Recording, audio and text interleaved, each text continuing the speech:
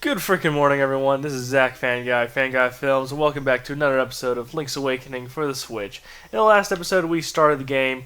We basically shipwrecked on this island after a horrible storm, and now we are going. We found a key. An owl told us to go find the key. So now we're going to go explore Tail Cave, which is back at the beach, actually, where we found our sword. So let's go and explore and find this mysterious instrument that the owl was telling us to get. By the way, let's see, I saw this in my first playthrough. Oh yeah, every time you, I guess, go to a new area, you can go ahead and open up your map, and it will show you, it will like uncover new areas of the map, so that's kind of cool. I remember in the original game, it was pretty tedious.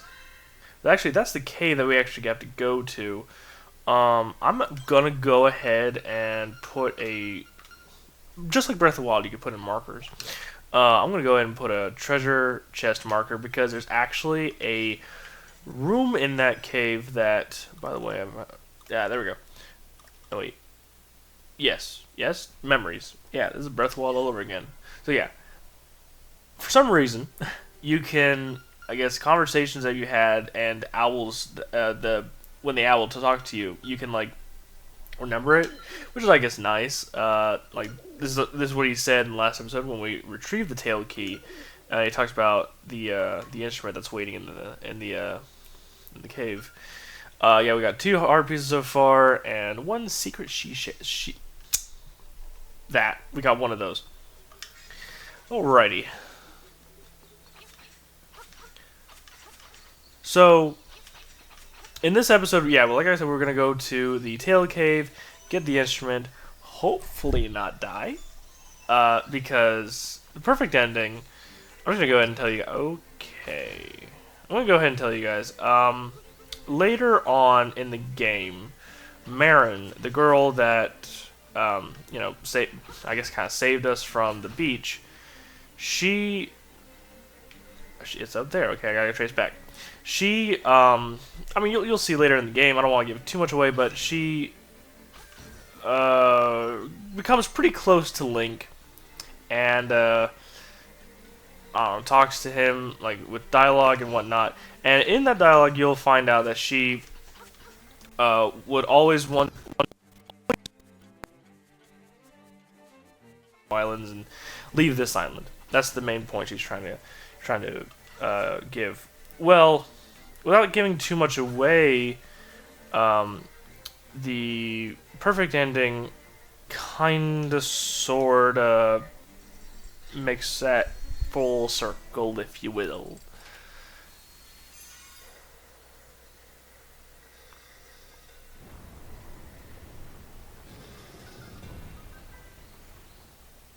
Yeah, let's go. Oh. This is actually, let me tell you guys a little story. This is this 3rd time I'm filming this because right after I filmed the first episode, I went ahead and filmed the 2nd episode, and when I tried uploading it, or not uploading it, when I tried editing it, it was like the visuals basically just pixelated mess. There was no audio. It just was terrible, and I don't know what caused it. I mean, I'm using an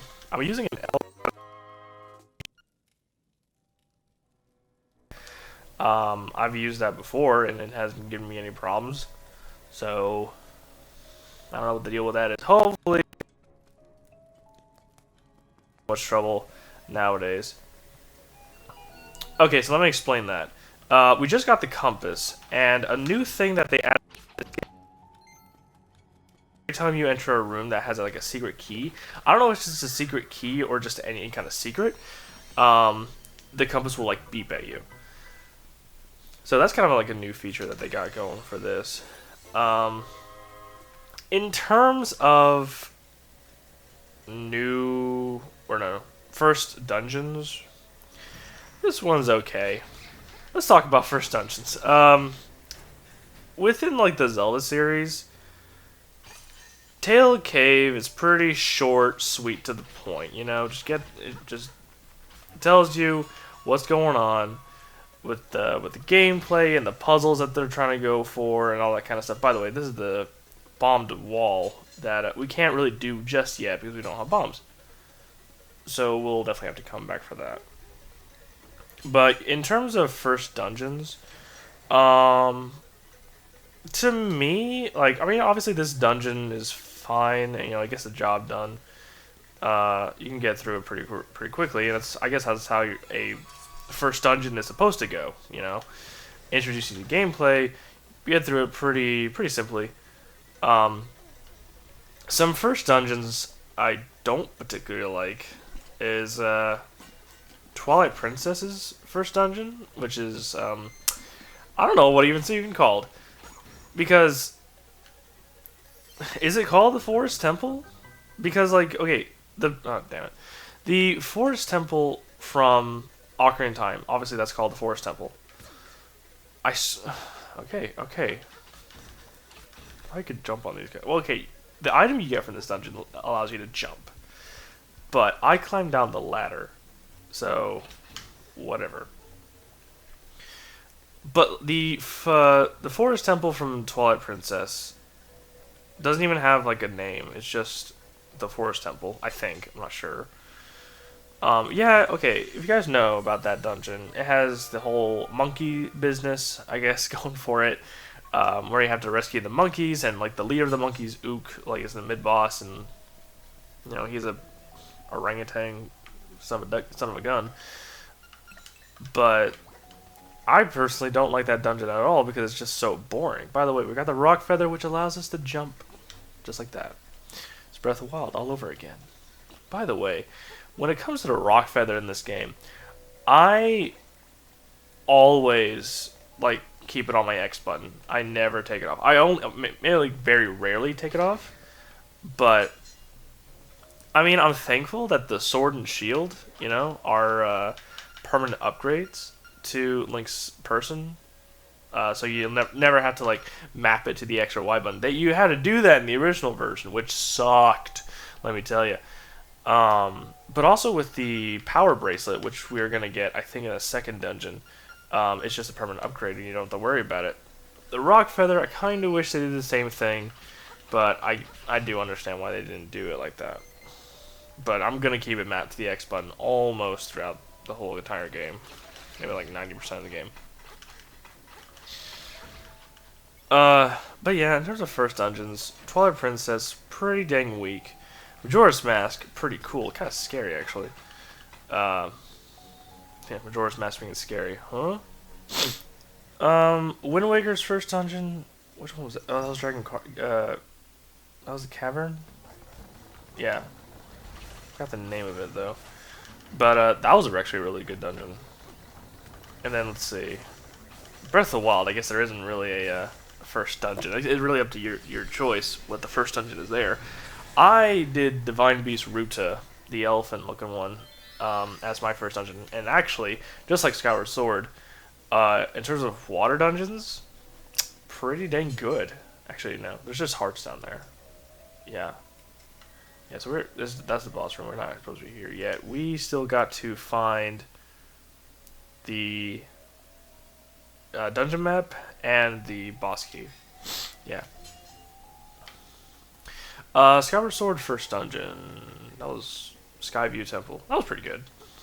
It was okay. Okay, these guys. Anyone else get Alice in Wonderland from these guys? You know? Is it just me? Ah, jeez. Come on.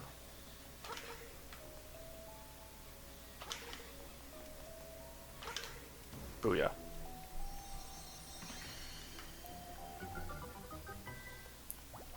Like with the whole like hearts and clubs and spades and diamonds. I don't know. They look like a creature from Alice in Wonderland because like I don't know if you guys have, but you know with Disney Plus coming out, I've been rewatching a lot of childhood movies that I've watched. Alice in Wonderland being one of them, and my God, that movie is so weird. forgot about that chest.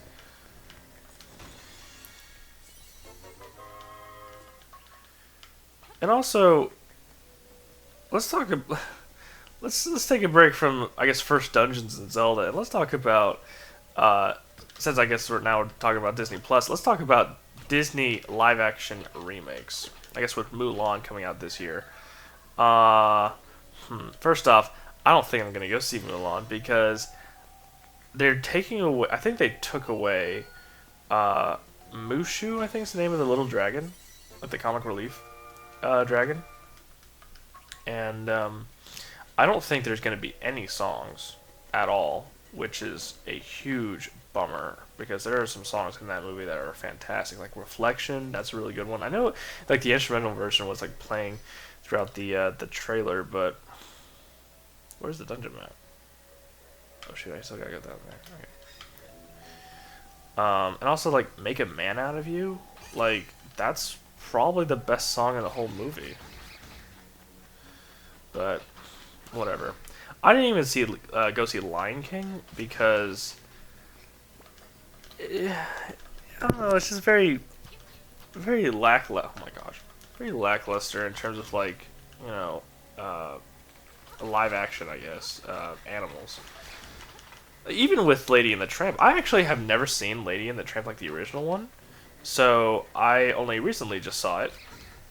I thought it was actually really cute, and my fiance now wants to get a Cocker Spaniel.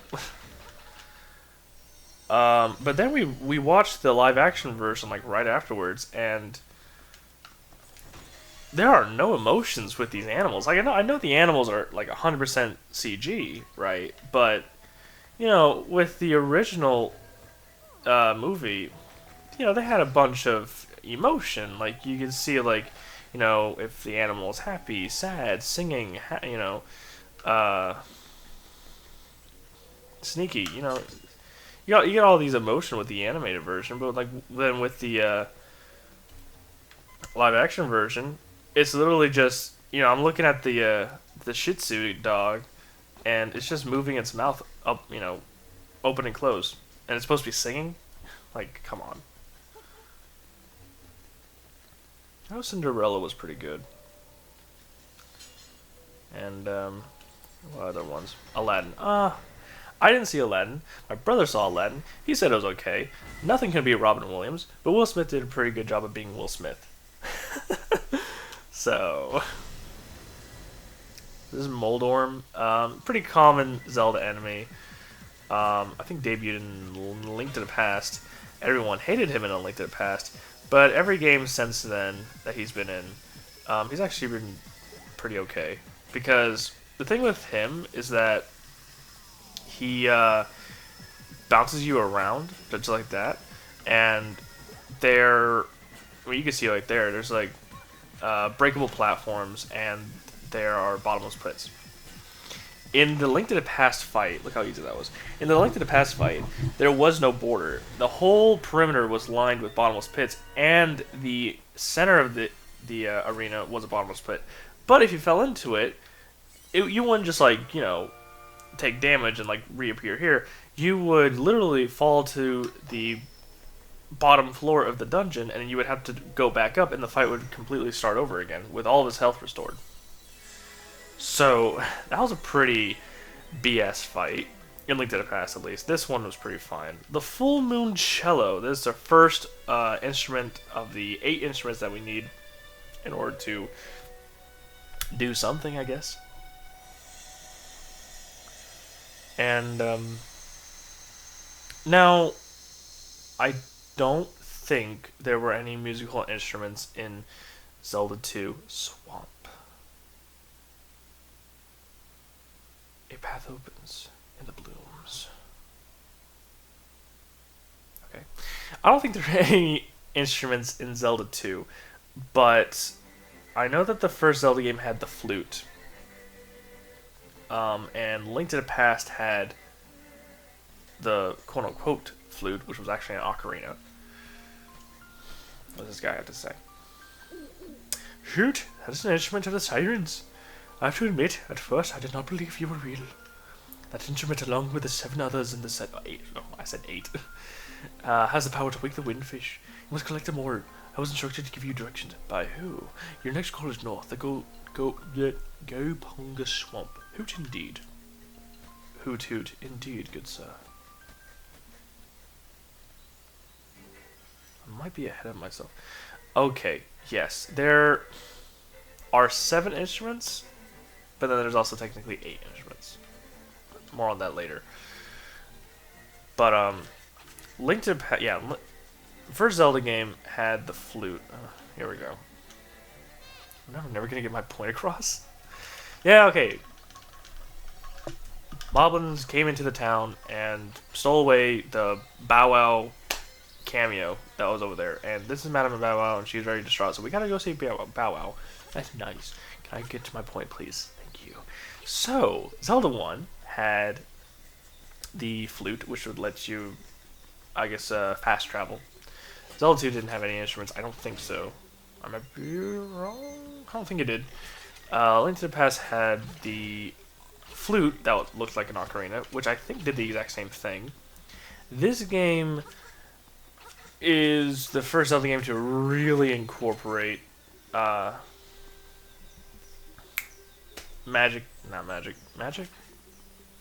musical instruments.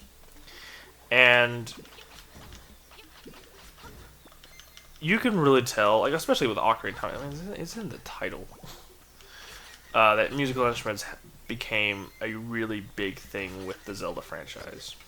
Not only because like the soundtrack in Zelda games are just absolutely to die for, but Twilight Princess, I mean, yeah, there wasn't really any musical instruments, but you know, Wolf Link did howl, I guess. And Skyward Sword, you got the Goddess Harp, Ocarina of Time, obviously. Majora's Mask had a bunch of different instruments. But this was really the first game that really like made it, hey, Zelda games, we like our musical instruments.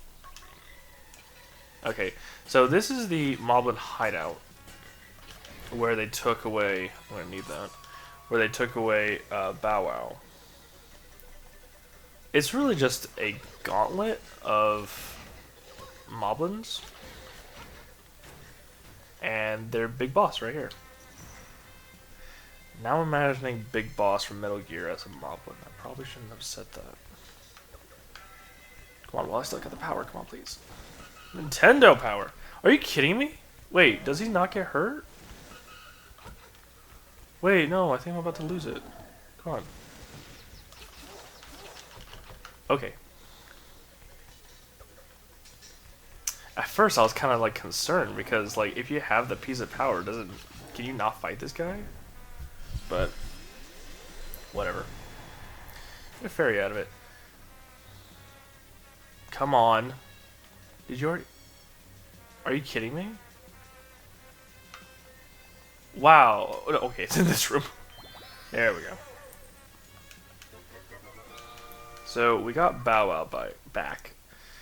And this beast basically allows us to eat any enemy that's in our way, and also allows us to get to the second dungeon, which is what we're going to do in the next episode.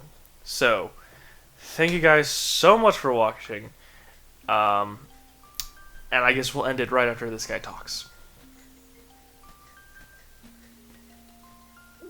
He's probably going to say the exact same thing I knew he was going to say. Shoot, there's a fearsome looking animal you have there. Do not forget the next instruments in the go box. I knew, you just told me that. It's like, hey, I don't like you wasting time with dogs. I need you to get to the next dungeon. It's like, I need it. What's this guy have to say? Windfish, name only? It's neither. Spoiler alert, it is a fish. Goddamn idiot. Anyway, have you guys a fantastic night. And I'll see you in the next episode when we go tackle the second dungeon and get this next instrument. So, peace, guys.